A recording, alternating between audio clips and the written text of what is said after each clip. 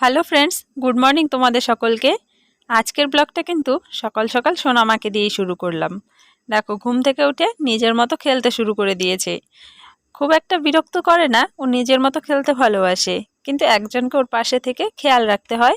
যদি পড়ে যায়, যদি ব্যথা পায়, এই জন্য কিন্তু একজনকে থাকতে হয়। তাছাড়া ওকে টাইম মতো খাইয়ে দিলে ও কিন্তু নিজের মতো খেলতে থাকে।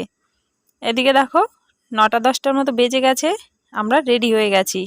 10টা 10টা সাড়ে 10টা মতো বাজে, 9টা ভুল বললাম, 10টা সাড়ে 10টা মতো বাজে। আমরা দু বোনে কিন্তু রেডি হয়ে গেছি।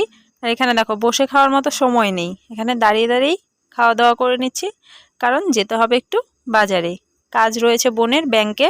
সেই জন্য কিন্তু আমরা তাড়াহুড়ো করেই বেরোলাম। আর বোনের সাথে কিছু কথা তোমাদের আমি শেয়ার করি। কাটানো আগের যে সময়গুলো ছিল, বোন এমন ছিল, আমাকে ছাড়া ও কোনো কাজ করতে পারতো না। ব্যাংকে যাবে, তবুও ওর আমাকে দরকার। ও একটা ড্রেস কিনবে, তবুও আমাকে দরকার। ও একা একা কিন্তু কোনো কাজই করতো না। পারতো সবই, কারণ চেষ্টা করলে সবাই সব কিছু পারে, কিন্তু ও আমাকে ছাড়া করতো না।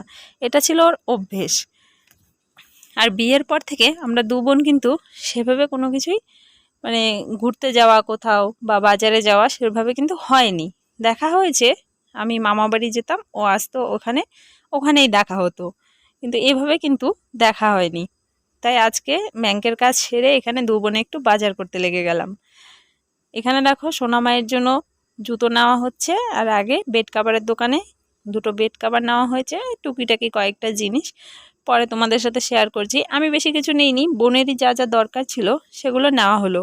ও বলছিল, দি তুই সাথে আছিস, আমার যা যা দরকার আমাকে কিনে দে, তুই পরেও নিতে পারবি। আর দেখো, মাকে নিয়ে কিন্তু এখানে একটু অসুবিধা হচ্ছিল, কারণ বাচ্চাটার কষ্ট হয়ে যাচ্ছিল। খুব একটা বিরক্ত করেনি, যাওয়ার পরে পরে কিন্তু ঘুমিয়েছিল।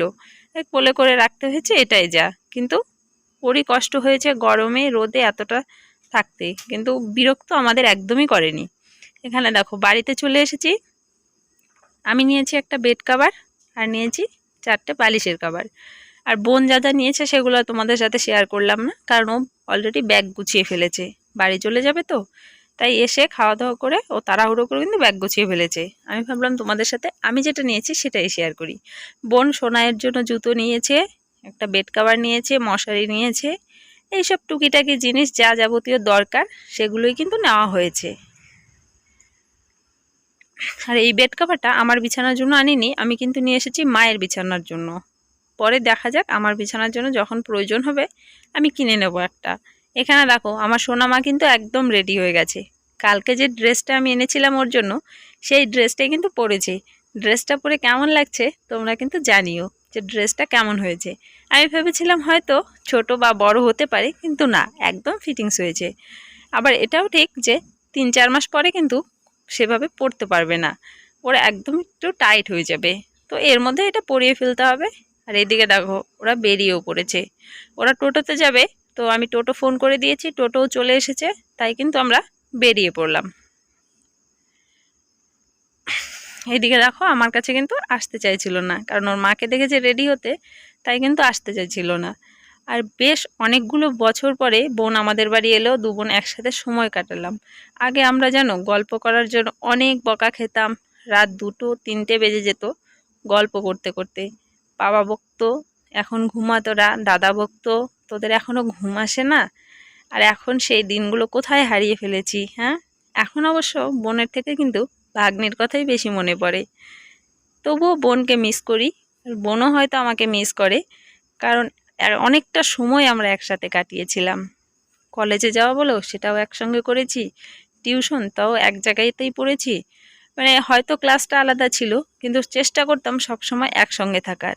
সপ্তাহে একদিন দেখা না হলে আমরা দু বোন পাগল হয়ে যেতাম। সপ্তাহে একদিন তো আমাদের দেখা হতোই।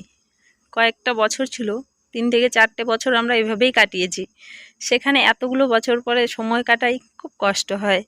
আজকের ব্লগটা কিন্তু আমি এখানেই শেষ করে দিচ্ছি।